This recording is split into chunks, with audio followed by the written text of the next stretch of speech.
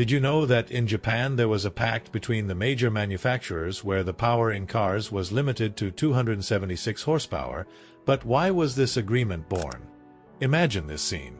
Japan, at the height of its economic boom during the 1980s, Japanese automotive brands such as Toyota, Nissan, Honda, and Mitsubishi were in full competition to create the fastest and most powerful sports cars on the market. Iconic models such as the Nissan Skyline GT-R, Toyota Supra, Mitsubishi 3000 GT, and Mazda RX-7 were stealing the show not only in Japan, but around the world.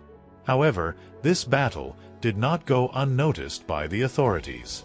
With the increase in accidents at high speeds and concerns about road safety, automotive companies decided to take preventive measures.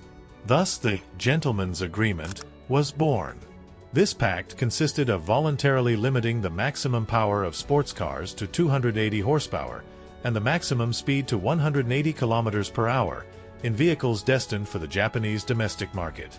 In a moment I will tell you if there really was a relationship between speed and accidents. Stay until the end. Although this limitation was not backed by an official law, all major brands respected the rule to avoid stricter government intervention. At first glance, it might seem that this limitation would negatively affect Japanese cars. However, the opposite was true. Manufacturers began to compete on other aspects such as design, aerodynamics, technology, and, especially, modification potential. Many of these cars, while claiming 280 horsepower, were actually designed to make much more with some simple modifications, which made them a favorite of tuning enthusiasts. The cultural impact of the Gentleman's Agreement was immense.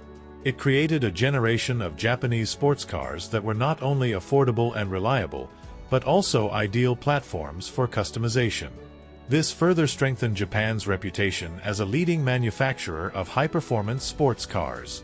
Models such as the Toyota Supra Mk4, Nissan GT-R R34, and Mitsubishi Lancer became living legends, idolized in video games, movies, and car competitions around the world.